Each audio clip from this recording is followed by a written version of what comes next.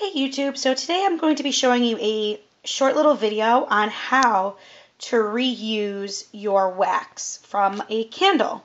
So as you can see here, I have a Bath & Body Works Bahama Fizz 3-wick candle, and the bottom of it, I still have, wax left over, and the wick is gone, so I can't really use it anymore.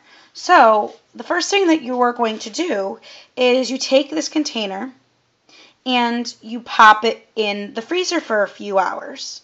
So I'm going to go do that, and I will see you back in a little bit. And I am back, and I put the candle in my freezer for I would say about a good 2 hours. And I don't know if you could see, besides it being really cold and kind of foggy, but there's some cracks. I don't know if you could see that. So that's a good thing. It'll probably make it easier for me to take out. So what I have done is I got a knife, and I also got a plastic container like this, and then it has a little green top. So what I'm going to do is I'm going to try to do this with one hand. I'm going to take my knife and I'm going to try to break this apart with one-handed. I don't know if it's going to work. Oh, there we go. Alright, so we did a little bit there. Oh, there we go. Cool.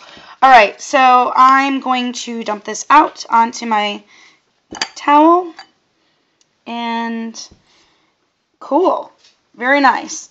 So that I will take out at some point, but this is what it looks like, the wax.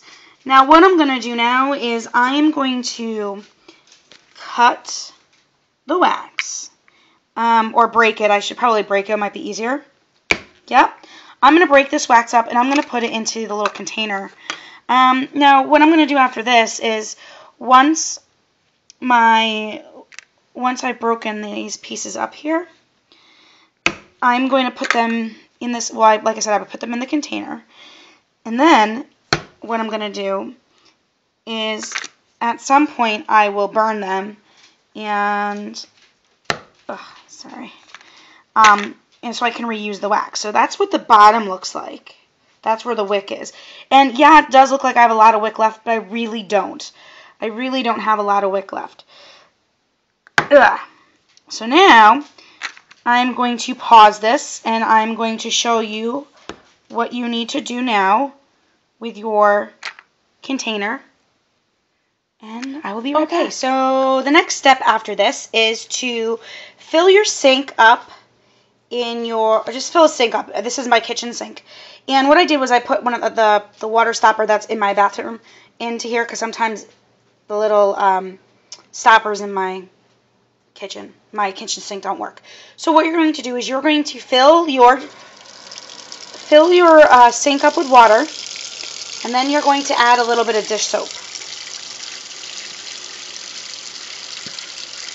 Sorry if you can't hear me, but the dish soap is just to help it, clean. It's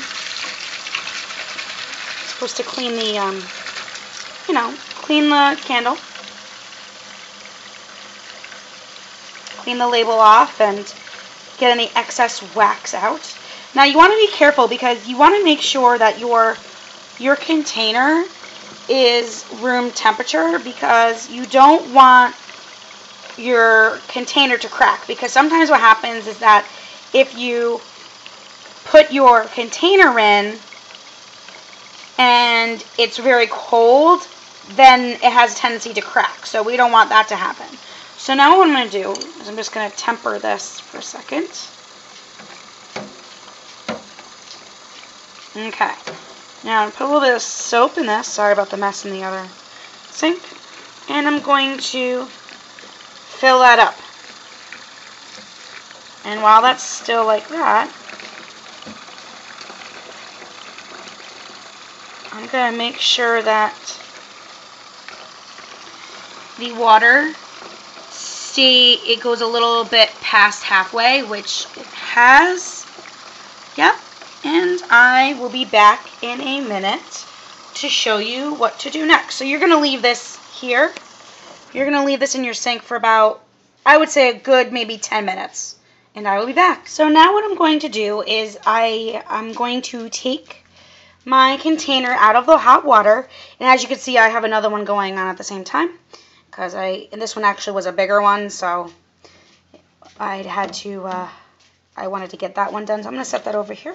So what I'm going to do now is I'm going to take this and dump it out. Okay? Just make sure there's nothing in it. Now you can see that in the bottom, there's still the wick is still, the wick, like the bottom of the wick is still there. And this should gently be able to, if I pull this gently, it should be able to pull off, which it did. So sometimes that does happen. So it is a little bit sticky down there, but not a big deal.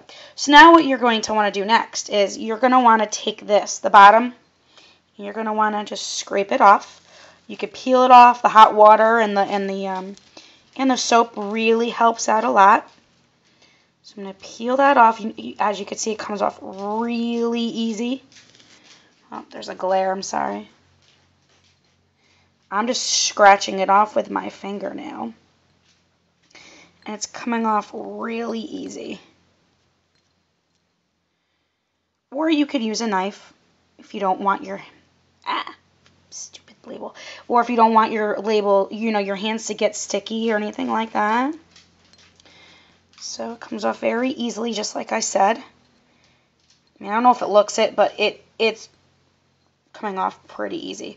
Apologize for the little clinking going on. My dog is walking around in my kitchen in the background, and something tells me she wants to go outside and do her business, but she just went out about 5 seconds ago. So yes, my puppy is nuts and I love her. Okay, so I'll get the rest of that off after, but because I don't want to waste my time on the label, but for the most part it's off. Now if you want to get the stickiness off, just take some olive oil and put it on a paper towel and just wipe it on there, and it'll come off really easy. So this label here, this label here you think would be really hard to get off, but it's not. It's very easy. It peels off so easy. Whoops, sorry. I'm trying to do this one-handed. Ta-da! There you go. So now you are all set to do whatever you wish to do, what you want to do with this, So you could use glass that container. And you can use that and cover it with something. So yeah, hi. So anyway, so that is my container and how you take wax out and how you take the labels off. Hope you enjoyed my video and have a great day, guys. Bye.